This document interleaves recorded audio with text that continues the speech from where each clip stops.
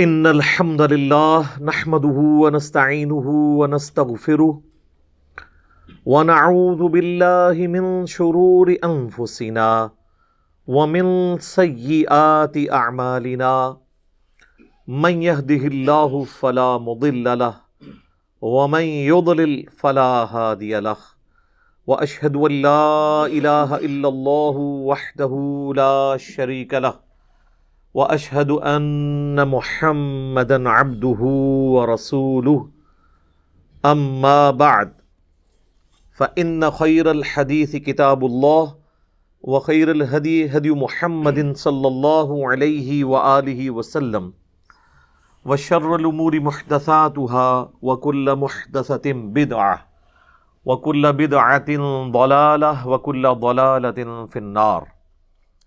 اعوذ باللہ السمیع العلیم من الشیطان الرجیم من ہمزہ ونفخہ ونفثہ بسم اللہ الرحمن الرحیم رب اشرح لی صدری ویسر لی امری واحلل عقدۃ من لسانی یفقہوا قولی.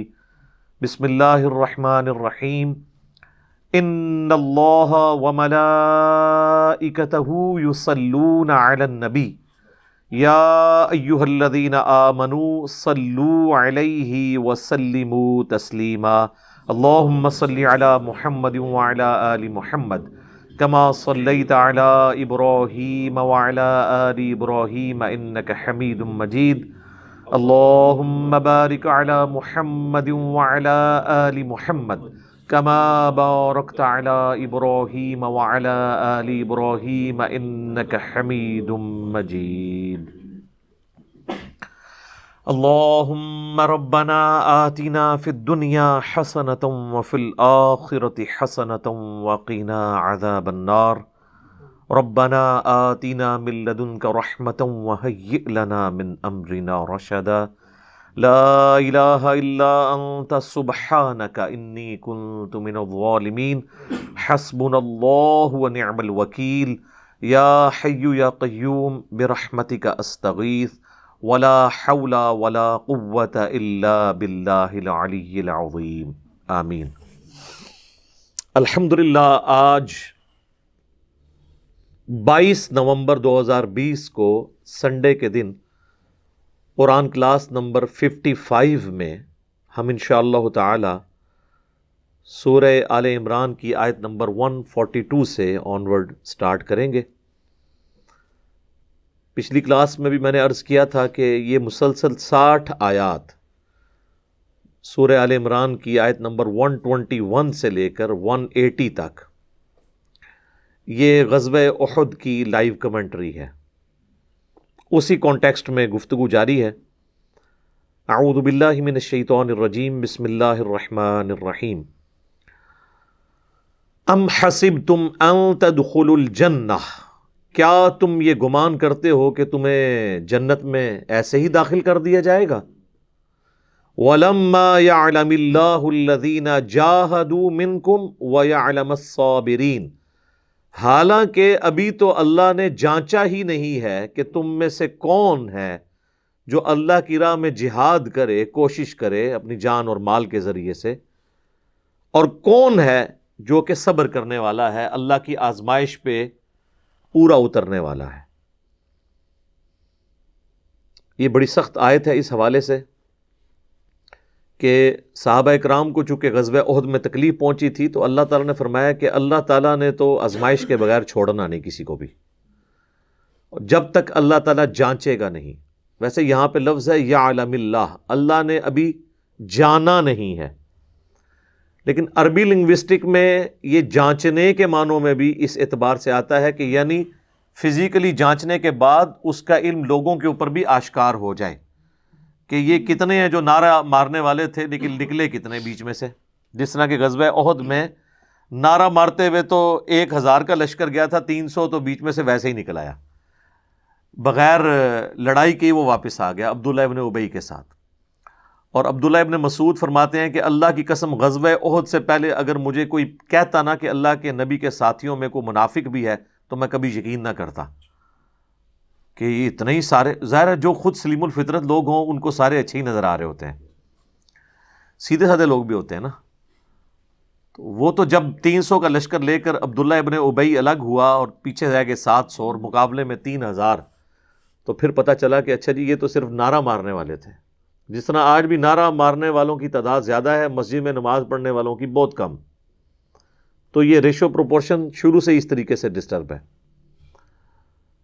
تو اللہ تعالیٰ یعنی وہ ان کو جانچے گا تاکہ وہ سامنے آ جائے سب کے کہ یہ کتنا دعوے دار جو بنتا پھرتا تھا، اب اس دعوے پہ کہاں تک سچا پورا اترا. اللہ تعالیٰ تو اپنے علم سے پہلے ہی جانتا ہے کہ کسی شخص نے کیا کرنا ہے، لیکن اس کے عدل کا تقاضا یہ ہے کہ وہ انسانوں کو ننگا کر دیتا ہے عملی طور پر، تاکہ باقیوں کو بھی پتہ چل جائے کہ یہ لوگ اسی قابل تھے، دیکھ لو کہ انہوں نے کیا کیا. اسی طریقے سے اہل ایمان کو بھی اللہ تعالیٰ نکھارتا ہے اور باقی لوگوں کو کہتا ہے کہ دیکھو اگر اس کو مرتبہ ملا ہے نا تو کسی قربانی کی وجہ سے. اگر سیدنا حسین ابن علی اس طریقے سے مظلومانہ شہید نہ ہوتے تو قیامت والے دن اللہ کے خلاف حجت کوئی شخص یہ کھڑا کر سکتا تھا کہ ہم نے دین کے لیے اتنی قربانیاں کی اور اس کو صرف نبی کا نواسہ ہونے کی نسبت کام آ گئی. تو اللہ تعالیٰ نے دیکھے نا اس آزمائش میں ڈالا ہے کہ اب کوئی شخص اٹھ کے دعویٰ تو نہیں کر سکتا کہ میری قربانیاں ان سے زیادہ ہیں. تو جو اہل ایمان ہیں ان کی آزمائش بھی اللہ تعالیٰ اس اعتبار سے کرتا ہے تاکہ باقی لوگوں پہ یہ عیاں کر دے کہ یہ قابل ہیں اس مرتبے کے قیامت والے دن. اور جو منافقین ہیں، فاسقین ہیں، اللہ کے مجرم لوگ ہیں، ان کو بھی اللہ تعالیٰ دنیا ہی میں سب کے سامنے کر دیتا ہے کہ تاکہ وہ شخص یہ نہ کہہ سکے کہ یا اللہ تو نے مجھے ٹیسٹ تو کیا ہی نہیں ہے، ورنہ میں تو بڑا اچھا پرفارم کرتا. تو اللہ نے دنیا میں یہ آزمائش والا سلسلہ رکھا ہے اور یہ سب پہ آنی ہے. وَلَنَبْلُوَنَّكُمْ بِشَيْءٍ مِّنَ الْخَوْفِ وَالْجُوعِ وَنَقْصٍ مِّنَ الْأَمْوَالِ وَالْأَنفُسِ وَالثَّمَرَاتِ. ہم ضرور آزمائیں گے تمہیں تھوڑے سے خوف سے، بھوک سے، جان اور مال میں نقص سے. اور پھر بشارت ہوگی ان لوگوں کے لیے جو کہ ہر مصیبت میں کیا کہیں گے، اِنَّا لِلَّهِ وَإِنَّا إِلَيْهِ راجعون، اور صبر کرنے والے ہوں گے. تو یہاں پر بھی صحابہ کو آزمایا گیا اور اللہ تعالیٰ نے اہل ایمان کو اس آزمائش میں کامیاب کیا الحمدللہ. صحیح بخاری میں ایک حدیث ہے کہ صحابہ اکرام نے جب کافروں کی طرف سے آنے والی تکالیف پہ اللہ کے نبی علیہ السلام کو شکایت کی کہ یا رسول اللہ کب اچھے دن آئیں گے، تو آپ علیہ السلام بڑے ناراض ہوئے اور آپ نے غصے کے عالم میں فرمایا کہ تم سے پہلے لوگوں کو تو اتنا آزمایا جاتا تھا کہ ان کے جسموں پر لوہے کی کنگیاں پھیری جاتی تھی کہ گوشت میں سے وہ ہڈی تک پہنچ جاتی تھی، اور ان کے سر کے اوپر آرا رکھا جاتا تھا اور کہا جاتا تھا ایمان چھوڑ دو ورنہ 2 ٹکڑے کر دیے جائیں گے، زمین میں گاڑ کے یہاں تک. اور پھر بھی وہ اپنے ایمان پر ثابت قدم رہتے تھے. تو یہ تو بات بھول جائیں کہ اللہ تعالیٰ کو دودھ پینے والے مجنو چاہیے. اللہ تعالیٰ نے آزمائش ضرور ڈالنی ہے. ہر شخص کی آزمائش ڈیفرنٹ ہے. بعض اوقات آپ کو کوئی شخص آزمائش میں نظر نہیں آ رہا ہوتا لیکن اس کا وہ پہلو چھپا ہوا ہوتا ہے، اس پہ اور طرح کی آزمائش ہے. ایک امیر آدمی کی آزمائش ڈیفرنٹ ہے، ایک غریب آدمی کی آزمائش ڈیفرنٹ ہے، حکمران کی آزمائش ڈیفرنٹ ہے، عوام کی آزمائش ڈیفرنٹ ہے. At the end of the day Allah تعالیٰ نے سب کو آزمانا ضرور ہے، یہ تو شرط ہے. اور اس کا کلائمیکس جو ہے وہ سورۃ العنکبوت کے بالکل سٹارٹ میں آتا ہے. وہاں پر بھی اللہ تعالیٰ نے اس مضمون کو بڑے سخت الفاظ میں بیان فرمایا ہے. الف لام میم احسب الناس ان یترکوا ان یقولوا آمنا وهم لا یفتنون. کیا لوگوں کو اس بات پہ ہی چھوڑ دیا جائے گا کہ بس وہ کہیں کہ ہم ایمان لائے اور ان کی آزمائش نہ ہوگی. وَلَقَدْ فَتَنَّ الَّذِينَ مِن قَبْلِهِمْ، اور بے شک اللہ نے ان سے پہلے بھی جتنے لوگ گزرے ہیں تمام نبیوں کے امتیوں کو آزمایا تھا. فَلَيَعْلَمَنَّ اللَّهُ الَّذِينَ صَدَقُوا وَلَيَعْلَمَنَّ الْكَاذِبِينَ. تو اللہ تعالیٰ ضرور یہ جانچ کر رہے گا کہ کون اپنے دعوے میں سچے ہیں اور کون جو ہیں وہ جھوٹے ہیں. تو یہ یعنی جانچ کر اللہ تعالیٰ حجت تمام کرتا ہے. اگر اللہ تعالیٰ جنت اور دوزخ کا فیصلہ بغیر جانچے ہی کر دیتا تو کئی دوستیوں نے کہنا تھا کہ یا اللہ تو چانس ہی نہیں دیتا، دیکھتا سی کیا کر دے. تو یہاں چانس ملا ہوا، آپ دیکھ لیں. موت کے منہ سے لوگ واپس آ جاتے ہیں، پھر وہی کام کرتے ہیں. اکثر ایئر کریشز میں جو لوگ بچ جاتے ہیں یا کریش ہوتے ہوتے جہاز بچ جاتا ہے، تو ہونا تو چاہیے کہ وہ لینڈ کرتے ہی سیدھا جا کے توبہ طائب ہوں. بس وہ زمین پہ جب پاؤں لگتے ہیں تو دماغ پھر آسمان پہ پہنچ جاتا ہے ان کا. تو یہ دنیا آزمائش کی جگہ ہے تاکہ لوگ اللہ کی طرف پلٹیں. سورہ الف لام میم السجدہ میں بھی اللہ تعالیٰ نے فرمایا نا کہ ہم دنیا کی زندگی میں تمہیں تکلیف دیں گے تاکہ تم اللہ کی طرف پلٹ آؤ. جب سب کچھ ہیپی ہیپی چل رہا ہو نا تو پھر انسان اللہ کی طرف متوجہ نہیں ہوتا. جب بریک لگتی ہے نا پھر پتہ چلتا ہے اوہ یہ تو کسی اور کے قبضہ قدرت میں تھی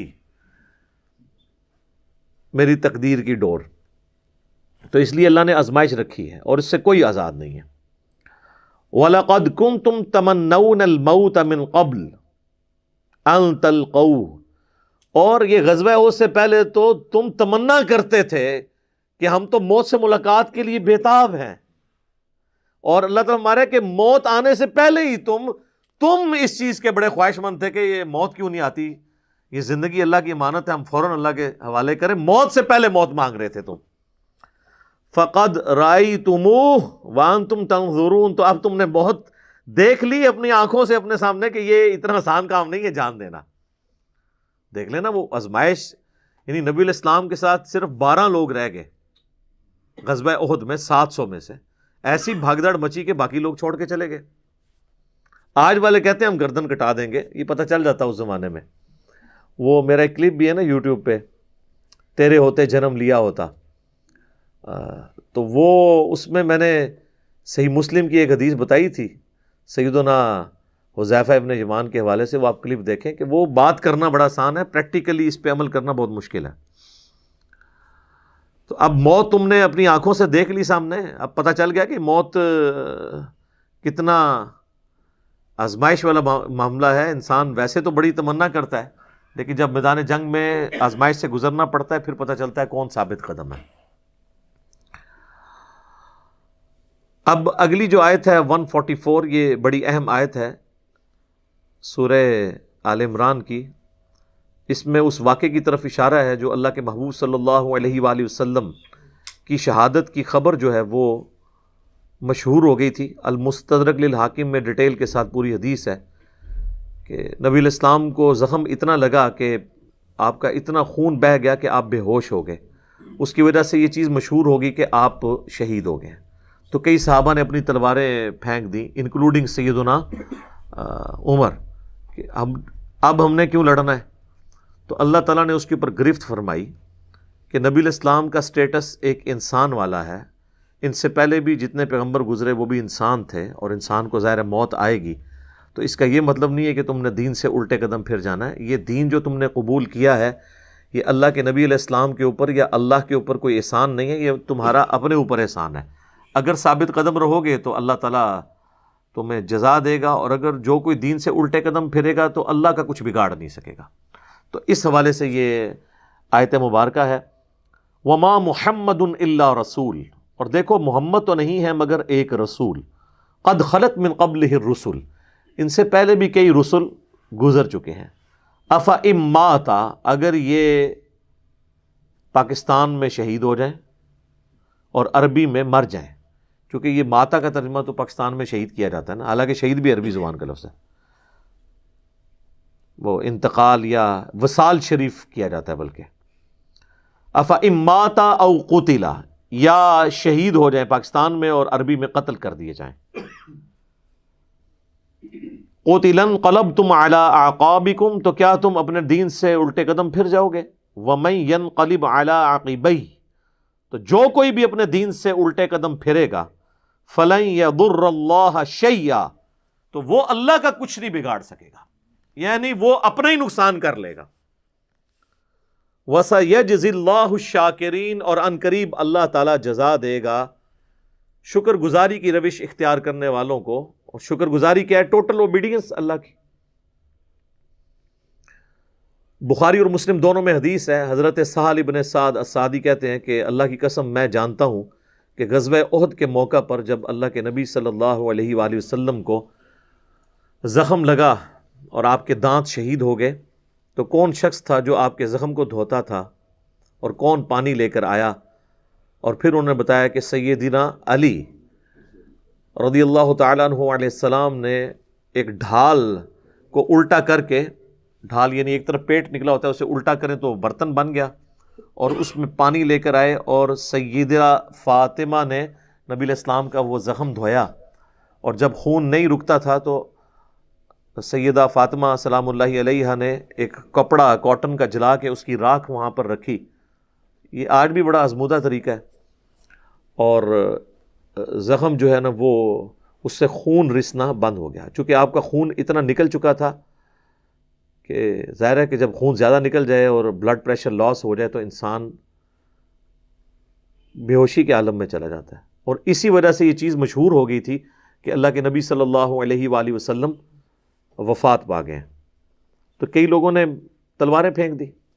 المستدرک للحاکم میں اس کانٹیکسٹ میں ڈیٹیل حدیث موجود ہے، اور ایک اور حدیث ہے جو کم از کم صحیح بخاری میں 4 دفعہ ڈیٹیل کے ساتھ آئی ہے، وہ سیدنا ابو بکر کا خطبہ ہے نبی صلی اللہ علیہ وآلہ وسلم کی وفات کے فوراً بعد۔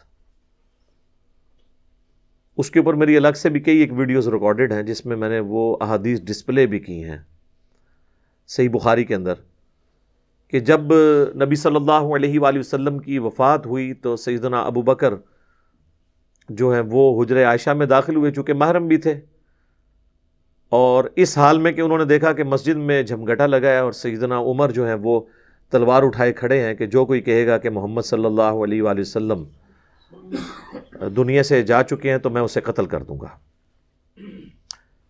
سیدنا ابو بکر حجرہ عائشہ میں داخل ہوئے، اللہ کے نبی صلی اللہ علیہ وآلہ وسلم کے مبارک چہرے سے کفن ہٹایا اور آپ کے ماتھے پر بوسہ دیا اور کہا، اے اللہ کے رسول، اللہ تعالیٰ آپ پر 2 موتیں کبھی جمع نہیں کرے گا، ایک موت آپ کا مقدر تھی وہ تو آپ کو آنی تھی، یعنی ہر انسان کے لیے ایک ہی موت ہے، دوسری موت نہیں۔ اب آپ آخرت کی زندگی میں چلے گئے تو موت کا مزہ جو ایک دفعہ تو سب نے چکھنا تھا وہ آپ نے چکھ لیا، یہ 2 موتیں جمع نہیں کرے گا۔ اس کا مطلب یہ تھا کہ سیدنا عمر کو جو یہ غلطی لگ گئی تھی کہ شاید نبی علیہ السلام ڈورمنٹ پوزیشن میں چلے گئے ہیں اور آپ دوبارہ دنیا میں واپس آ جائیں گے، جس طرح کہ سیدنا موسیٰ علیہ السلام کوہ طور سے واپس آئے تھے، تو اس کی آپ نے نفی کی کہ نہیں، اس طرح نہیں ہو سکتا، ایک ہی دفعہ موت آنی ہوتی ہے، اب حضور کو موت آئی، اب آپ دنیا میں واپس نہیں آئیں گے۔ سورۃ الواقعہ میں، سورہ یاسین میں واضح موجود ہے کہ جو دنیا سے چلا گیا وہ واپس نہیں آئے گا۔ اور اس کے بعد سیدنا ابو بکر، صحیح بخاری کے الفاظ ہیں، مسجد نبوی میں آئے اور دیکھا کہ سیدنا عمر کے گرد لوگ جمع ہیں، تو وہ سیدھا ممبر پہ چڑھے اور کہا عمر کو اس کے حال پہ چھوڑ دو۔ یعنی اس وقت حضرت عمر کو یعنی سمجھانے کی لوگ کوشش کر رہے تھے، تو انہوں نے کہا ان کو چھوڑ دیں، آپ میری طرف متوجہ ہو۔ چونکہ سیدنا ابو بکر کا ایک مرتبہ اس حوالے سے سیدنا عمر سے بھاری تھا، لوگ ان کی طرف متوجہ ہوئے، تو انہوں نے ممبر پر چڑھتے ہی پہلا جملہ حمد و ثنا کے بعد جو بولا وہ پاکستان کے قانون 295C میں کروڑوں لوگ شاید اسے گستاخانہ جملہ سمجھتے ہیں، اگر ان کو پتہ نہ ہو کہ یہ سیدنا ابو بکر کا خطبہ ہے۔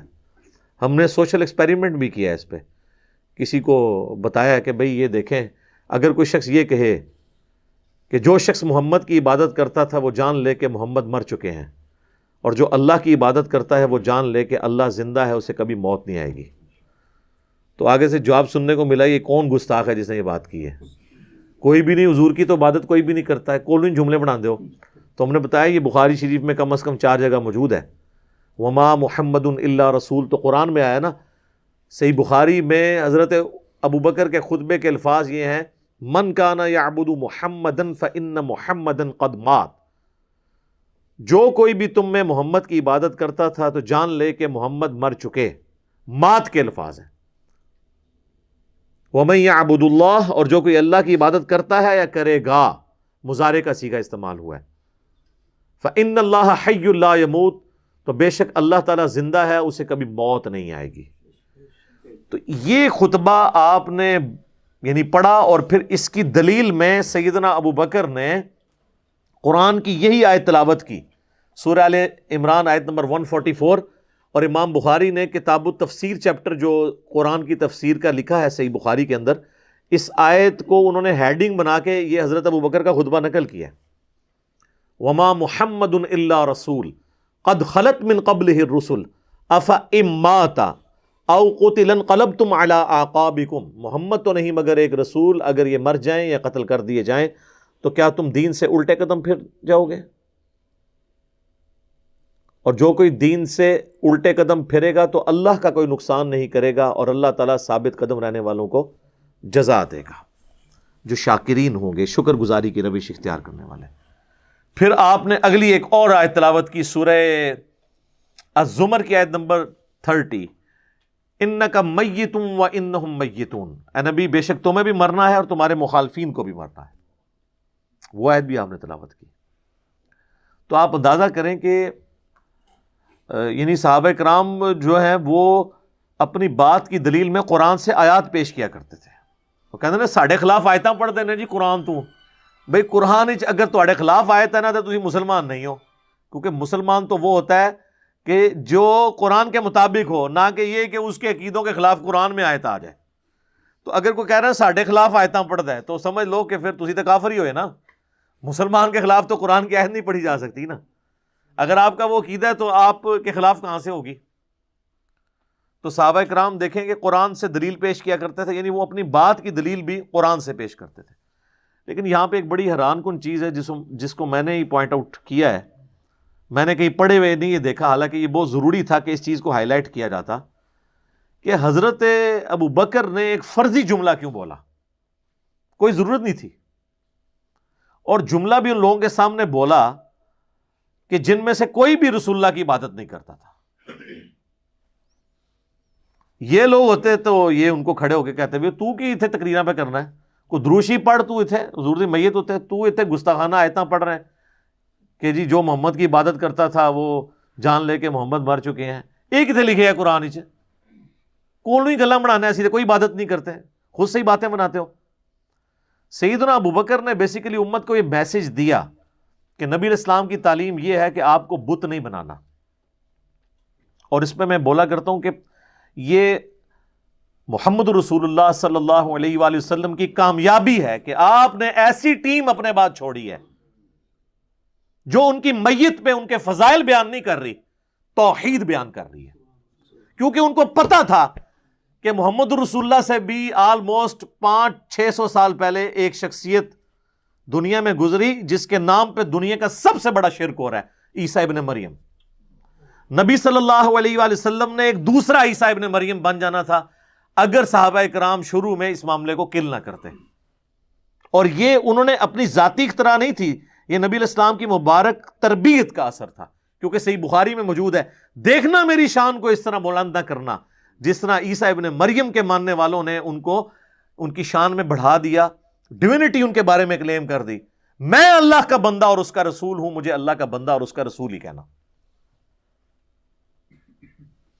تو دیکھ لیں سیدنا ابو بکر نے عقیدہ توحید اس وقت امت میں راسخ کیا۔ یہاں تو کوئی پیر کوئی بزرگ مر جاتا ہے نا تو اس کی شان میں نغمے بنا لیے جاتے ہیں۔ یہ بھی دیکھ لیں آپ، کل خادم رضوی صاحب کی ڈیتھ کے اوپر وہ کسی نے راتوں رات بیٹھ کے ترانہ بھی لکھ لیا ہے، اور وہ ترانہ انہوں نے بڑے اچھے انداز میں اس کو گا بھی دیا ہے، اور ان کی میت کے اوپر وہ چل بھی رہا ہے۔ اور نبی علیہ السلام سے زیادہ تو کوئی تعریف کے لائق نہیں ہے نا مخلوقات میں، لیکن آپ کی میت کے اوپر کوئی درود شریف کی کوئی گھیٹیاں نہیں پڑیاں جا رہی ہیں، کوئی چادر نہیں کھلاری ہوئی، توحید کا خطبہ بیان ہو رہا ہے کہ اللہ کے نبی فوت ہو چکے ہیں۔ سیدنا عمر کے الفاظ ہیں صحیح بخاری میں، جب میں نے ابو بکر کا یہ خطبہ سنا تو میری ٹانگیں میرے جسم کا بوجھ نہیں اٹھا سکی۔ اچھا، آپ لوگ قرآن و حدیث سنتے ہیں تو غصہ آ جاتا ہے، صحابہ قرآن و حدیث اپنے عقیدے کے خلاف سنتے تھے نا تو ان کی ٹانگیں ان کے جسم کا بوجھ نہیں اٹھاتی تھی، وہ اتنے پشیمان ہوتے تھے کہ میں غلط کانسیپٹ کے اوپر ہوں، میں فوراً رجوع کروں۔ اور سیدنا ابو بکر کے خطبے کے بعد سیدنا عمر کہتے ہیں مجھے یقین آ گیا کہ حضور فوت ہو چکے ہیں۔ اور پھر بخاری کے الفاظ ہیں، صحابہ کہتے ہیں کہ ہم کئی دن تک ہماری یہ حالت تھی، جب ہم ایک دوسرے کو ملتے تھے نا تو ہم یہ آیت سناتے تھے، وما محمد الا رسول قد خلت من قبلہ الرسل، یہ سورہ آل عمران کی آیت نمبر 144، تاکہ ہمیں یہ یقین آ جائے کہ نبی علیہ السلام دنیا سے جا چکے ہیں۔ ایک دوسرے کو یہ آیت سنایا کرتے تھے، گستاخانہ آیت، یہ تو گستاخانہ ہی کہتے ہیں نا، یہ ہوتے تھے جناب ایک دوسرے نو جنا کچھ اور ہی سنا دے، نعتاں سنا دے رہندے۔ تو صحابہ نے ظاہر ہے انہوں نے تو مشن لے کے چلنا تھا نا، ان کو تو پتا تھا کہ پیغمبر کا کام ہے اللہ کا پیغام دنیا تک پہنچانا، اس کے بعد وہ امت کے کام حوالے کر کے چلے گئے ہیں۔ اب پیغمبر کے ساتھ نسبت اس کی ہوگی، محمد رسول اللہ کا لاڈلا قیامت کے دن وہ ہوگا، حضور کی شفاعت کا حقدار وہ شخص ہوگا جو نبی الاسلام کے مشن کو آگے لے کے چلے گا۔ یہ نہیں ہے کہ جو جتنا اونچا نعرہ مارے گا، یہ چیز نہیں۔ ہم لوگوں نے تو اس حوالے سے بالکل کانسیپٹ جو ہے نا وہ بدل لیے ہوئے ہیں، چونکہ ہم نے قرآن پڑھا نہیں ہے، اس لیے ہمیں اندازہ نہیں ہے کہ قرآن پاک میں نبی صلی اللہ علیہ وآلہ وسلم کا سچا محب اور سچا پیروکار کس شخص کو ڈکلیئر کیا گیا ہے، جو آپ صلی اللہ علیہ وآلہ وسلم کا مددگار ہوگا ان کے دین کے بارے میں، ان پر نازل ہونے والی کتاب پر ایمان لانے والا ہوگا۔ اس حوالے سے قرآن حکیم میں ایک آیت موجود ہے جہاں پہ نبی صلی اللہ علیہ وآلہ وسلم سے متعلق پریڈکشن آئی ہے، یعنی تورات اور انجیل کے اندر جو آپ کی خصوصیت بیان ہوئی تھی، اور اس کے ساتھ نبی صلی اللہ علیہ وآلہ وسلم کا ذکر خیر آیا ہے کہ آپ صلی اللہ علیہ وآلہ وسلم جو ہیں وہ ان پہ ایمان لانے والا اصل میں وہ ہوگا جو آپ صلی اللہ علیہ وآلہ وسلم کی اس دین میں مدد کرے گا اور اس نور کے اوپر ایمان لے کر آئے گا جو ان کے ساتھ نازل ہوا۔ یہ بڑی سخت آیت ہے جی، یقین کریں انسان ہل جاتا ہے جتنی بار اسے پڑھتا ہے۔ آیت نمبر ہے 157 اور 158۔ الذین یتبعون الرسول النبی الامی الذی یجدونہ مکتوبا عندہم فی التوراۃ، یعنی اہل ایمان کے بارے میں آ رہا ہے کہ یہ اس نبی کی پیروی کر رہے ہیں، اس نبی امی کی جس کا ذکر یہ لکھا ہوا پاتے ہیں اپنے پاس تورات اور انجیل میں۔ یأمرہم بالمعروف، جو انہیں حکم دیتے ہیں نیکی کا، وینہاہم عن المنکر، اور روکتے ہیں انہیں برائی سے، ویحل لہم الطیبات، اور حلال کرتے ہیں ان کے لیے پاکیزہ چیزیں، ویحرم علیہم الخبائث، اور حرام کرتے ہیں خبیث چیزیں، یعنی اللہ کے اذن سے وہ شریعت کا پیغام پہنچاتے ہیں۔ وَيَدَعُ عَنْهُمْ إِصْرَهُمْ وَالْأَغْلَالَ الَّتِي كَانَتْ عَلَيْهِمْ، اور جو بوجھ ان پر پڑ چکے تھے، جو ان کے گلوں میں توق تھے، جو خود ساختہ ایک قسم کی شریعت اڈاپٹ کر لی تھی، وہ ان سے دور کرتے ہیں۔ فَالَّذِينَ آمَنُوا، پس جو ان پر ایمان لائے، بِهِ، اس کے اوپر جو ان کے ساتھ نازل ہوا، وَعَزَّرُوا، اور ان کی عزت کرے، وَنَصَرُوا، اور ان کی مدد کرے، وَاتَّبَعُوا النُّورَ الَّذِي أُنزِلَ مَعَهُ، اور اتباع کرے اس نور کی جو ان کے ساتھ نازل ہوا، یعنی قرآن۔ اولئک هم المفلحون، یہی لوگ ہیں جو کہ فلاح پانے والے ہیں۔ یعنی اللہ تعالیٰ فرما رہا ہے کہ نبی صلی اللہ علیہ وآلہ وسلم کا سچا امتی کون ہے؟ جو کہ ایمان لے کر آئے ان پر، اس کے بعد ان کی عزت کرے۔ یہ تو دونوں آسان کام ہے، ایمان بھی لاتے ہیں لوگ، عزت ضرور سے زیادہ کر رہے ہیں۔ ظاہر ہے کہ جب یہ کہیں گے خدا کا پکڑا چھڑائے محمد، محمد کا پکڑا چھڑا کوئی نہیں سکتا، غلو کر رہے ہیں۔ رسول اللہ کے سامنے یہ کوئی جملہ بول سکتا ہے؟ اللہ جس کو پکڑ لے گا نا، نبی علیہ السلام اس کو چھڑوائیں گے نہیں، نبی علیہ السلام چھڑوائیں گے اس کو جس کو چھوڑنے کا اللہ اذن دے گا۔ دھونس کے ساتھ کوئی کسی کو نہیں چھڑوا سکتا، شفاعت بالاذن ہے۔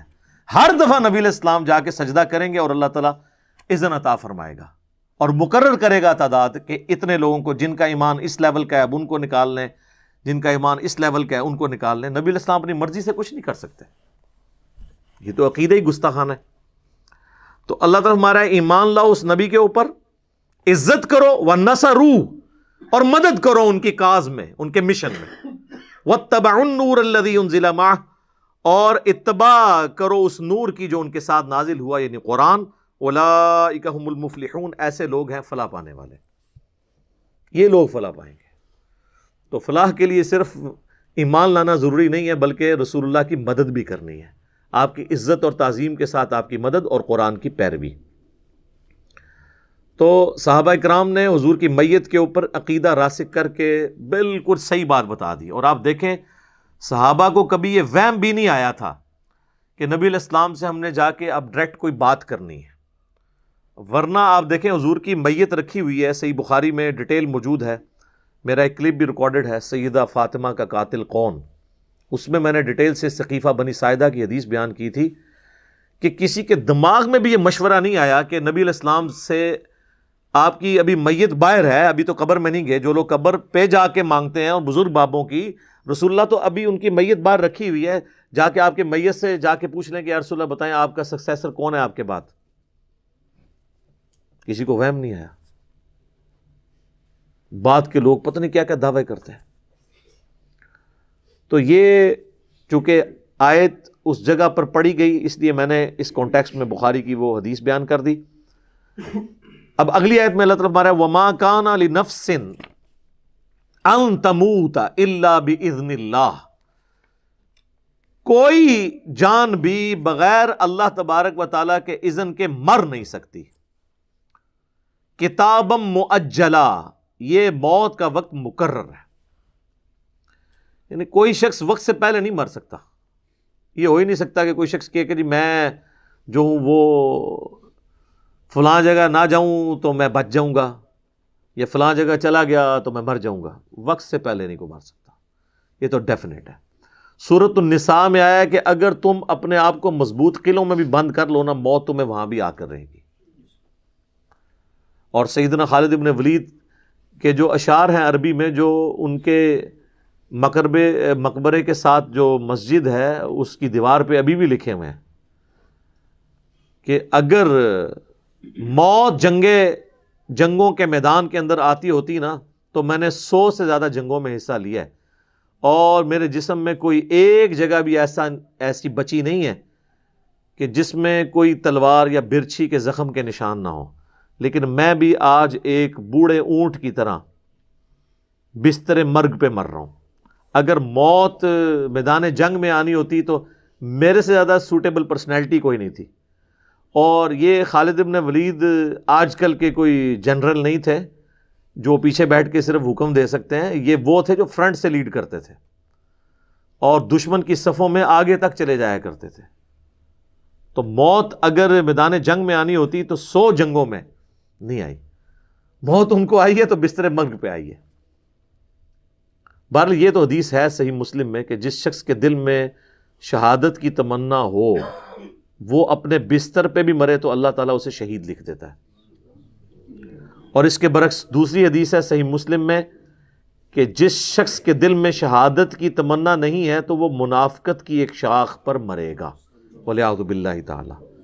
یعنی اللہ کے لیے جان کی قربانی کی تمنا ضرور ہونی چاہیے دل کے اندر، یہ ہمارے ایمان کا تقاضا ہے۔ وَمَن يُرِدْ ثَوَابَ الدُّنْيَا نُؤْتِهِ مِنْهَا، جو کوئی دنیا کا فائدہ چاہے گا ہم اسے دے دیں گے۔ وَمَن يُرِدْ ثَوَابَ الْآخِرَةِ، اور جو آخرت کا فائدہ چاہے گا نُؤْتِهِ مِنْهَا، ہم اسے اس میں سے دے دیں گے۔ وَسَنَجْزِي الشَّاكِرِينَ، اور ان قریب ہم بدلہ دیں گے شکر گزاری کی روش اختیار کرنے والوں کو۔ یعنی جو دنیا میں سارا فائدہ اٹھانا چاہتا ہے اللہ تعالیٰ اس کو فائدہ دے دے گا، اور وہ بھی 100% کنفرم نہیں ہے، بعض اوقات لوگ محنت کرتے ہیں آؤٹ پٹ کچھ نہیں نکلتی، لیکن اوورآل رول یہی ہے محنت کا پھل دنیا میں مل جاتا ہے، اور جو آخرت کے لیے کوشش کرے گا اسے آخرت کا ملے گا۔ اس کا یہ مطلب نہیں ہے کہ دنیا کی محنت چھوڑ کے صرف آخرت کی کرنی ہے، یہ مطلب نہیں ہے اس کا، کیونکہ دوسری جگہ سورۃ البقرہ میں گزر چکا ہے ربنا آتینا فی الدنیا حسنہ وفی الآخرۃ حسنۃ وقنا عذاب النار۔ اہل ایمان کی روش ہے کہ وہ ہم سے دعا کرتے ہیں اے اللہ ہمیں اس دنیا میں بھی بھلائیاں عطا فرما اور آخرت میں بھی بھلائیاں عطا فرما، اور آخرت کی سب سے بڑی بھلائی عطا فرما دے ہمیں جہنم کی آگ سے بچا لے۔ اللہم اجرنا من النار، آمین۔ ربنا اصرف عنا عذاب جہنم ان عذابها کان غراما، آمین۔ اللہم انی اعوذ بک من عذاب جہنم، آمین۔ تو اہل ایمان وہ ہیں جو دنیا کے ساتھ ساتھ آخرت کی بھی فکر کرتے ہیں، اور جو دنیا دار ہیں وہ کہتے ہیں آخرت دیکھی جائے گی، دنیا میں جو کچھ کمانا ہے نا وہ کما لو۔ وَكَأَيٍّ مِّن نَبِيٍّ قَاتَلَ مَعَهُ رِبِّيُّونَ كَثِيرٌ، اور کتنے ہی نبی ایسے گزرے ہیں کہ ان کے ساتھ میدان جنگ میں قتال میں شامل ہوئے ربی لوگ، اللہ والے لوگ۔ یہ ربی کی ٹرم ابھی بھی استعمال ہوتی ہے یہودیوں کے ہاں، جس طرح ہم اپنے علماء کے لیے استعمال کرتے ہیں نا علامہ، تو وہ ربا استعمال یہ کرتے ہیں، مربی کا لفظ استعمال ہوتا ہے اللہ والے۔ یہ وہی ہے جو سورہ آل عمران میں پہلے گزر چکی ہے، کونوا ربانیین۔ جو انبیاء تھے جب وہ دعوت دیتے تھے وہ یہ نہیں کہتے تھے ہمارے بندے بن جاؤ، اللہ تعالیٰ فرماتا ہے وہ ہمیشہ کہتے تھے رب والے بن جاؤ۔ تو جو اللہ کے نیک بندے ہیں انہوں نے نبیوں کے ساتھ مل کر قتال کیا، فما وہنوا لما اصابہم فی سبیل اللہ، تو انہوں نے ہمت نہیں ہاری ان تکلیفوں کے سبب جو انہیں اللہ کی راہ میں اٹھانی پڑی۔ اب یہ بیسیکلی ساتھ ساتھ تربیت ہو رہی ہے نا صحابہ کی، غزوہ احد میں واضح فتح شکست میں بدل گئی، تو اب بتایا جا رہا ہے کہ اب ہمت ہار کے تو نہ بیٹھ جاؤ نا، ایک جنگ میں اگر نقصان ہو گیا، تم سے پہلے بھی انبیاء کے ساتھ جن لوگوں نے قتال کیا ہے انہیں بھی تکلیفیں اٹھانی پڑی، اور الٹیمیٹلی اللہ تعالیٰ نے انہیں سرخرو کیا۔ تو اگر اب یہ تکلیفیں گزارنی پڑ رہی ہیں تمہیں، تو تم یاد کرو ان لوگوں کو جو تم سے پہلے انبیاء کے پیروکار تھے، انہوں نے کبھی ہمت نہیں ہاری ان تکالیف کے بعد۔ وما ضعفوا وما استکانوا، اور نہ وہ کمزور ہوئے اور نہ انہوں نے کوئی ہار مانی کبھی۔ واللہ یحب الصابرین، اور اللہ تعالیٰ محبت کرنے والا ہے، پسند فرماتا ہے جو صبر کی روش اختیار کریں۔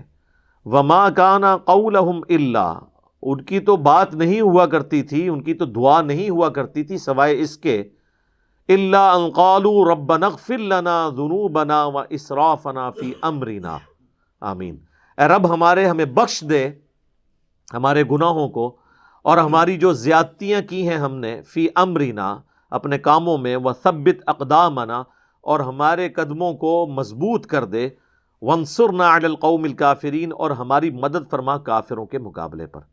یہ سیم وہی الفاظ ہیں آلموسٹ جو سورۃ البقرہ میں طالوت اور جالوت کی جب جنگ ہوئی تھی، تو اس وقت حضرت طالوت نے یہ دعا مانگی اور ان کے ساتھیوں نے۔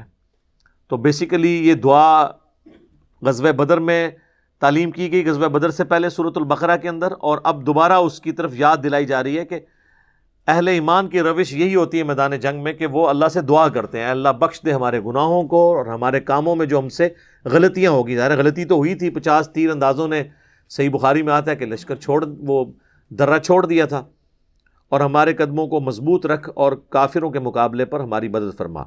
فآتاہم اللہ ثواب الدنیا، تو اللہ تعالیٰ نے انہیں دنیا کا ثواب یعنی دنیا کی کامیابی عطا فرمائی، وحسن ثواب الآخرہ، اور جو عمدہ ثواب ہے آخرت کا وہ تو ابھی باقی ہے، دنیا میں تو اللہ نے ان کو کامیابی دی۔ اچھا یہ صحابہ کو کہا جا رہا ہے، لیکن اب آپ ذرا دیکھیں یہ ایک قلیل سی جماعت ہے 700 کی، جسے اس طرح ٹرین کیا جا رہا ہے، ان کے تو وہم و گمان میں نہیں تھا کہ کل کو ہم نے سپر پاور بن جانا ہے، لیکن اللہ کو تو پتا تھا میں نے ان سے کیا کروانا ہے اس جماعت کے ذریعے۔ اس لیے میں اکثر کہتا ہوں کہ غزوہ احد کے موقع پر ایک ڈسپلن لوز ہوا ہے نا، اس کے بعد صحابہ نے کوئی جنگ ہاری نہیں کبھی، کیونکہ یہ 60 آیات میں جس طریقے سے اللہ تعالیٰ نے ان کی غلطیوں کو ہائی لائٹ کر کے ان کی اصلاح فرمائی ہے، پھر انہوں نے اپنا ڈسپلن لوز نہیں کیا، کیونکہ اللہ تو قادسیہ اور یرموک دیکھ رہا تھا نا کہ میں نے اتنی صدیوں کی جو بدماش حکومتیں ہیں ان لوگوں سے الٹوانی ہے، ان کے پاس تو نہ کوئی اسلحہ ہے نہ کوئی جدید ساز و سامان ہے کہ ان بڑی ریزرو آرمیز کا مقابلہ کر سکیں، تو اگر یہ ڈسپلن بھی لوز کریں گے تو یہ کس طرح ان کا مقابلہ کر سکتے ہیں؟ تو اللہ تعالیٰ ماتا ہے ان کو ہم نے دنیا میں کامیابی دی، ابھی تک ان کو نہیں دی ہوئی تھی، ان کی تو ابھی کامیابیاں باقی تھیں، اور آخرت کا ثواب تو ابھی ہے۔ واللہ یحب المحسنین، اور اللہ تعالیٰ جو نیکوکاری کی روش اختیار کرنے والے ہیں، محسنین ہیں، ان کو پسند فرماتا ہے۔ یا ایھا الذین آمنوا، اے اہل ایمان، ان تطیعوا الذین کفروا، اگر تم کافروں کی پیروی کرنا شروع کر دو گے نا، یردوکم علی اعقابکم، تو وہ تو تمہیں الٹے قدم پلٹا دیں گے تمہارے دین سے، فتنقلبوا خاسرین، اور تم لوٹو گے اس حال میں کہ تم خسارہ پا جاؤ گے۔ یعنی ان کی تو خواہش یہ ہے کہ جس طرح کہ جس بلی کی دم کٹ جائے نا، اس کی خواہش ہوتی ہے کہ ساری بلیوں کی دمیں کٹ جائیں تاکہ وہ نمایاں نہ ہو. تو کافر تو خود تو برباد ہوئے ہیں، ان کی خواہش یہ ہے کہ تم بھی اہل ایمان بھی ان کی روش اختیار کر لو. یہ اسپیسیفکلی یعنی یہودیوں کے بارے میں، مسلمانوں میں گھسے ہوئے تھے، منافقین تھے، اندر سے کافر تھے، اور وہ اس طرح کی باتیں کرتے تھے جن کی وجہ سے مسلمانوں کے حوصلے پست ہوتے. تو اللہ تعالیٰ نے فرمایا ان کی باتوں کی طرف توجہ نہیں دینا، تم نے نبی علیہ السلام کی پیروی اختیار کرنی ہے. بل اللہ مولاکم، بلکہ اللہ ہے تمہارا مولا، پشت پناہ، مددگار. وَهُوَ خَيْرُ النَّاصِرِينَ، اور وہ سب سے بہتر مدد فرمانے والا ہے. یعنی ہماری روش یہی ہونی چاہیے، ہم اللہ کی طرف رجوع لائیں. آگے چل کے وہ دعا آ بھی جائے گی کہ اہل ایمان کو جب کافروں کی سازش کی خبر پہنچتی ہے تو وہ کہتے ہیں حسبنا اللہ ونعم الوکیل. وہ اسی صورت میں وہ آیت بھی آ جائے گی. بلکہ صحیح بخاری میں موجود ہے، عبداللہ ابن عباس کہتے ہیں کہ جب ابراہیم علیہ السلام کو آگ میں پھینکا جانے لگا تو انہوں نے پڑھا تھا حسبنا اللہ ونعم الوکیل. اور جب تمہارے نبی پہ مشکل وقت آتا تھا تو وہ بھی کہتے تھے حسبنا اللہ ونعم الوکیل. یہ بہترین وظیفہ ہے، ہم نے اللہ ہی پر بھروسہ کیا اور وہ بہتر کارساز ہے. یہ بہترین وظیفہ ہے حسبنا اللہ ونعم الوکیل. لیکن وظیفہ خالی یعنی تسبیح میں پڑھنے کے لیے نہیں، واقعی وہ پوری توجہ کے ساتھ، پورے درد کے ساتھ اس کو فالو کیا جائے. سنلقی فی قلوب الذین کفروا الرعب، ان قریب ہم کافروں کے دلوں میں تمہارا رعب ڈال دیں گے. بما اشرکوا باللہ، بسبب اس کے کہ انہوں نے اللہ کے ساتھ شرک کیا. مشرک جو ہے نا وہ مسلم سے دب جائے گا. صحیح بخاری اور مسلم میں حدیث ہے کہ مجھے اللہ نے 5 ایسی خصوصیات دی ہیں جو مجھ سے پہلے کسی پیغمبر کو نہیں دی. نمبر 1، پوری زمین میرے لیے سجدہ گاہ بنا دی ہے، میرے امتی جہاں چاہیں نماز ادا کر سکتے ہیں. دوسرا، مال غنیمت میرے لیے حلال کر دیا ہے، جنگ میں کافروں کا چھوڑا ہوا سامان حلال ہو گیا ہے. پہلے حلال نہیں تھا، بلکہ وہ اوپن مجمع میں رکھتے تھے، آسمان سے آگ آ کے اس کو جلا دیتی تھی. نمبر 3، اللہ تعالیٰ نے 1 مہینے کی مسافت سے میرا روب کافروں کے اوپر ڈال دیا.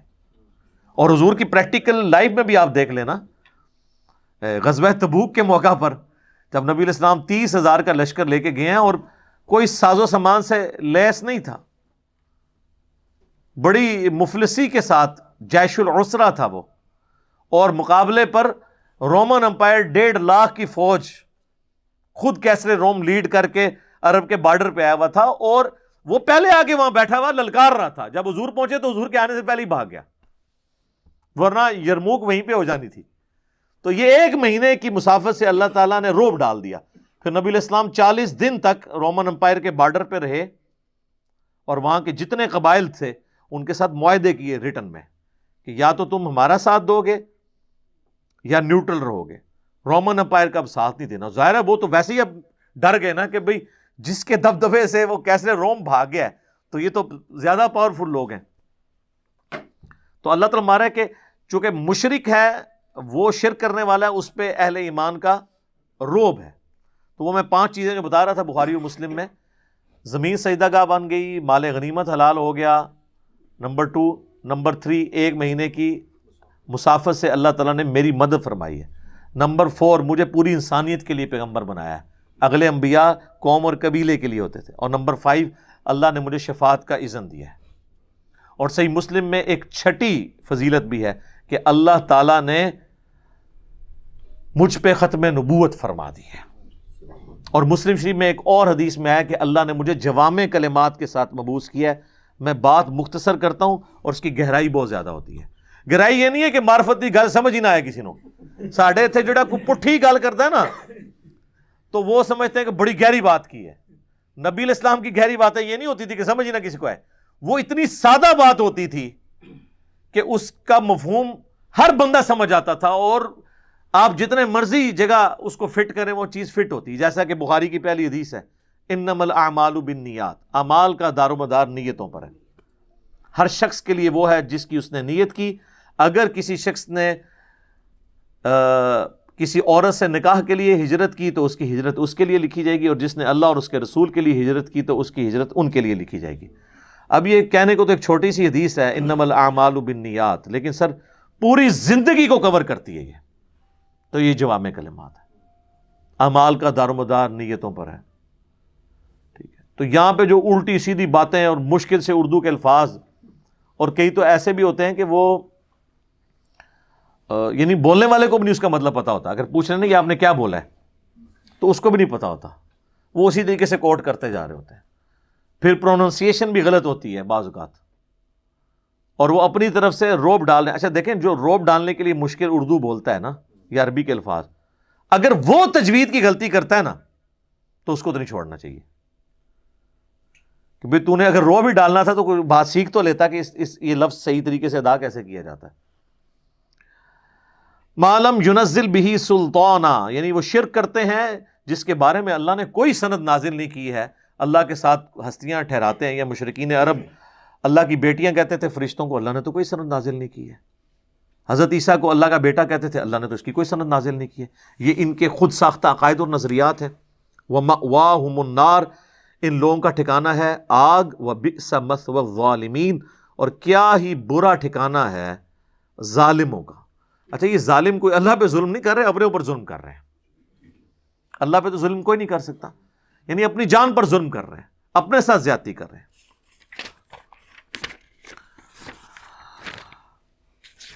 وَلَقَدْ صَدَقَكُمُ اللَّهُ وَعْدَهُ، اور بے شک اللہ نے تو اپنا وعدہ پورا کر دیا تھا۔ کیا وعدہ تھا؟ کہ غزوہ احد میں تمہیں فتح دوں گا۔ اب صحابہ کے دل میں یہ بھی آ رہا تھا کہ بھئی نبی علیہ السلام تو ہمیں پہلے بشارت دے رہے تھے کہ جنگ جیت جاؤ گے، تو ہم تو ہار گئے ہیں، لیکن وہ ایک لمحے کے لیے بات بھول گئے کہ یہ جنگ جیت کے ہارے تھے۔ تو جیت کے کیوں ہارے تھے؟ اپنی غلطیوں کی وجہ سے۔ تو اللہ تعالیٰ ہمارا وَلَقَدْ صَدَقَكُمُ اللَّهُ وَعْدَهُ، اور بے شک اللہ تعالیٰ نے تو دیکھو اپنا وعدہ پورا کر دیا تھا۔ اِذْ تَحُسُّونَهُمْ بِإِذْنِهِ، جبکہ وہ اللہ کے حکم سے تم کافروں کو کاٹ رہے تھے، حَتَّى، یہاں تک کہ اِذَا فَشِلْتُمْ وَتَنَازَعْتُمْ فِي الْأَمْرِ، تم نے بزدلی دکھائی اور اللہ کے نبی علیہ السلام کے حکم میں تنازع کھڑا کر دیا۔ وَعَصَيْتُم مِّن بَعْدِ مَا أَرَاكُم مَّا تُحِبُّونَ، اور اس کے بعد کہ تم میں جو چیز پسند تھی تم نے وہ دیکھ لی تو تم نافرمانی میں مبتلا ہو گئے۔ اچھا، اب وہ پسندیدہ چیز کون سی ایسی دیکھ لی تھی کہ وہ اللہ کے نبی کی نافرمانی میں مبتلا ہو گئے؟ آگے اس کا ذکر آ جائے گا، مال غنیمت۔ اچھا، بعض لوگوں نے یہ سمجھا کہ شاید یہ قرآن میں جو آیات ہیں یہ شاید صحابہ کی توہین ہو جائے گی، تو انہوں نے اس کا مطلب اپنی طرف سے مولڈ کر دیا کہ جی یہ من بعد ما اراکم ما تحبون سے مراد ہے جنگ میں فتح۔ تو چونکہ صحابہ کی یہ خواہش تھی کہ جنگ میں فتح ہو، تو یہ ان کی محبوب ترین چیز تھی، تو جنگ میں فتح پانے کے بعد انہوں نے جو ہے وہ مال غنیمت سمیٹا، مال غنیمت کی محبت میں نہیں سمیٹا، اور اس میں ڈاکٹر اسرار صاحب بھی شامل ہیں۔ تو اس طریقے سے قرآن کے منہ میں آپ اپنا لقمہ ڈال نہیں سکتے۔ قرآن تو وہ کتاب ہے جس میں باطل داخل ہی نہیں ہو سکتا۔ اگلے الفاظ اس آیت کی حفاظت کریں گے کہ اس سے مراد کیا ہے، اور پھر بخاری اور مسلم میں جو احادیث موجود ہیں وہ تو بالکل واضح ہیں۔ صحیح بخاری میں آپ غزوہ احد کا چیپٹر نکال کے پڑھ لیں تو آپ کو پتہ چل جائے گا کہ نافرمانی کی نبی علیہ السلام کی، اور آپ کے الفاظ کیا تھے۔ صحیح بخاری میں الفاظ ہیں، آپ نے 50 تیر اندازوں کا لشکر عبداللہ ابن جبیر، یہ جیب کے ساتھ ہے، ان کی سرکردگی میں ایک پہاڑی ٹیلے پہ کھڑا کیا، کیونکہ آپ کو یہ خطرہ تھا کہ پیچھے تو پہاڑ ہے نا، تو یہ تو پیچھے سے تو کافر حملہ آور نہیں ہو سکتے، سامنے سے حملہ آور ہوں گے۔ ایک راستہ تھا پیچھے سے آنے کا، تو آپ نے اس راستے میں وہ جو ایک پہاڑی چوٹی تھی چھوٹی سی، جو آج بھی آپ غزوہ احد کے جو شہداء ہیں ان کے قبرستان کے پاس موجود ہے، آپ چڑھ کے دیکھ سکتے ہیں، زیادہ اونچی نہیں ہے، اس پہ 50 تیر انداز اکٹھے کر دیے اور ان کی ڈیوٹی لگائی کہ اگر پیچھے سے کافروں نے حملہ کیا نا تو تم نے ان کو تیر مارنے ہیں۔ اسی وجہ سے کافر پیچھے سے حملہ نہیں کر سکے، اور آپ نے اتنے سخت لفظ استعمال کیے کہ تم دیکھو کہ پرندے ہماری بوٹیاں اٹھا کے لے کے جا رہے ہیں، تب بھی تم نے میرے حکم کے بغیر یہ درہ نہیں چھوڑنا۔ مجھے بتائیں اس سے زیادہ کس طرح کسی کو سمجھایا جا سکتا ہے؟ لیکن جب بھگدڑ مچی، کافر بھاگنا شروع ہو گئے، مسلمان ان کو قتل کرتے جا رہے تھے، وہ اپنا سامان چھوڑ کے بھاگتے جا رہے تھے، تو وہاں جو درے پہ لوگ موجود تھے انہوں نے کہا لو جی ہم تو جیت گئے ہیں، تو انہوں نے اپنا درہ چھوڑ دیا. صرف 15 بندے وہاں پر رہے، 35 نے چھوڑ دیا. اور اس وقت عبداللہ بن جبیر چیختے رہے کہ اللہ کے نبی نے منع کیا تھا. جو ان کے لیڈر تھے انہوں نے نہیں چھوڑا، لیکن باقیوں نے بات نہ سنی اور انہوں نے خود اجتہاد کر لیا. انہوں نے کہا یہ اللہ کے نبی نے تو اس لیے فرمایا تھا نا کہ اگر شکست ہو جائے، یہ تو شکست کی صورت میں تھا نا، اب تو فتح ہو چکی ہے. اب مجھے بتائیں اگر شکست کی صورت میں نیچے آ کے کیا کرنا ہے سامان سمیٹ کے؟ فتح کی کیس میں یہ بات ہو سکتی تھی نا، شکست میں تو پھر جا کے اپنے جو لوائقین ہیں ان کی لاشیں سنبھالنی تھی، نہ کہ مال غنیمت سمیٹنا تھا. یہ لاجیکل بھی نہیں تھی بات. لیکن بس وہ اس وقت ایک کیفیت طاری ہوئی، اور پھر خالد بن ولید کی عقابی نظریں دیکھ رہی تھیں. وہ کافروں کی طرف سے آئے تھے، انہوں نے دیکھا لو جی درہ خالی ہوا ہے. انہوں نے، وہ کیولری کے سپہ سالار تھے، وہ سارے گھوڑ لشکر والا حصہ ان کے پاس تھا، پیدل جنگ والا نہیں، گھوڑوں والا. انہوں نے پیچھے سے آ کے حملہ کیا. 70 سے زیادہ صحابہ شہید ہو گئے. انصار کا کوئی گھر نہیں تھا جس میں کوئی میت نہ ہو، حتیٰ کہ نبی علیہ السلام کے بھی دانت شہید ہو گئے. آپ کی شہادت کی خبر مشہور ہو گئی. صحابہ نے تلواریں پھینک دی کہ اب تو حضور ہی چلے گئے ہیں، تو اب پیچھے ہم کیا کریں گے. تو اب کہاں تک بات چلی گئی. اور اس پہ میں نے ایک خطرناک جملہ بولا تھا کہ اللہ کے نبی دنیا میں موجود ہوں تب بھی اگر آپ کے ساتھی، آپ کے امتی آپ کی نافرمانی کریں تو اللہ کے نبی کو بھی اس کا اس اعتبار سے تکلیف کا سامنا کرنا پڑتا ہے اپنے امتیوں کے کرتوتوں کی وجہ سے. اور آج تو اللہ کے نبی ہم میں موجود بھی نہیں ہے. آج ہمیں کس چیز کا غرور ہے کہ ہم اللہ کے نبی کی نافرمانی کریں اور اللہ کی مدد ہمارے لیے آ جائے. جب اللہ کے نبی دنیا میں فزیکلی موجود تھے، اس وقت جب نافرمانی ہوئی تو اللہ نے یہ پرواہ نہیں کی کہ چلو یار انہوں نے غلطی کی ہے تو نبی کی وجہ سے میں ان کو بھی چھوڑ دوں. الٹا نبی علیہ السلام کے بھی مبارک دانت شہید ہو گئے. کتنی خطرناک بات ہے. یہ ہے کتابوں کا خدا، یہ بابوں کا خدا نہیں ہے. یہاں تو بزرگ نگاہ مار کے تو پتہ نہیں کیا کر دیتے ہیں. ٹھیک ہے، ہاں بزرگ جڑے نا وہ یوٹیوب تو گستاخانہ فلماں نہیں ڈیلیٹ کر سکتے، نگاہ مار کے اپنے مرید ہی ساڑ سکتے ہیں. وہ ہے کہانیاں بنی ہوئی ہیں. یہ یعنی بڑا خطرناک معاملہ ہے. تو اللہ تعالیٰ کہ تم نے جب وہ دیکھ لیا جو تمہیں پسند تھا تو وہ مال غنیمت ہی تھا. دیکھ لیں اسی آیت میں آ گیا منکم من یرید الدنیا، تم میں سے بعض ہیں جو دنیا کے طلبگار ہو چکے ہیں. ومنکم من یرید الآخرہ، اور بعض ہیں جو آخرت کے طلبگار ہیں. اب مجھے بتائیں جنگ میں فتح جو ہے یہ دنیا کی طلب ہے یا آخرت کی طلب ہے؟ آخرت کی. کوئی کافر کے خلاف جنگ جیتنا، تو یہاں کیوں آیا کہ تم میں سے دنیا کے طلبگار بھی ہیں؟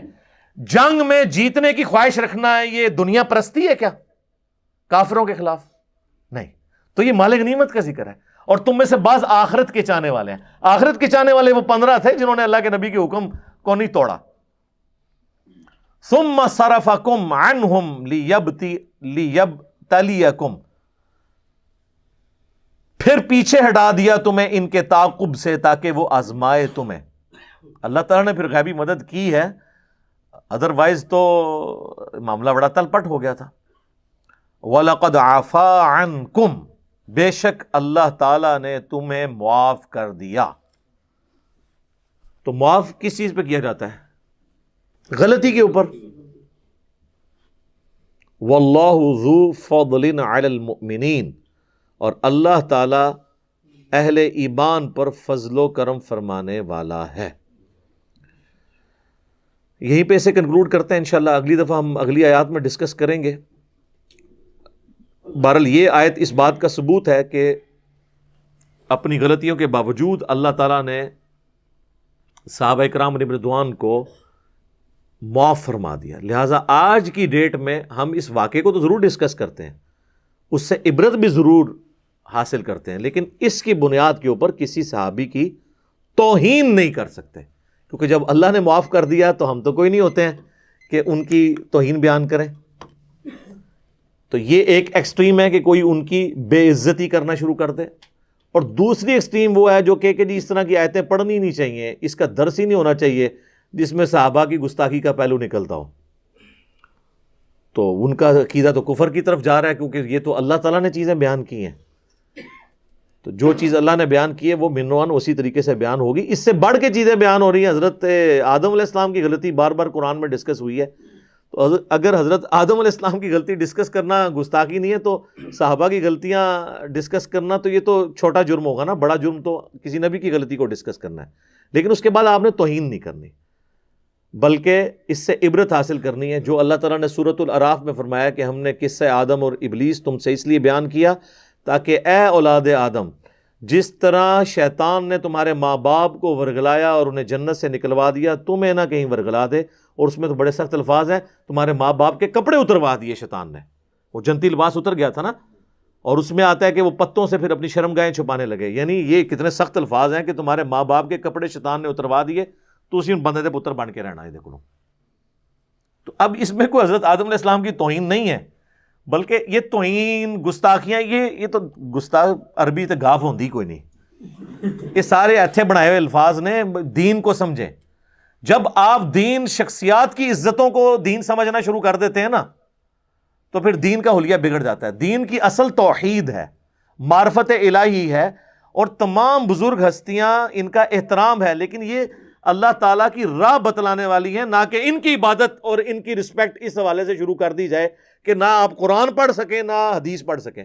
بار شریعت کے مقدمے میں مفتی امجد علی جو خلیفہ اعلیٰ حضرت کے، انہوں نے باقاعدہ لکھا ہے کہ قرآن میں جن جگہوں پر انبیاء کی غلطیوں کا بیان ہوا ہے، اس کو تلاوت کے علاوہ پڑھ کے درس دینا حرام ہے.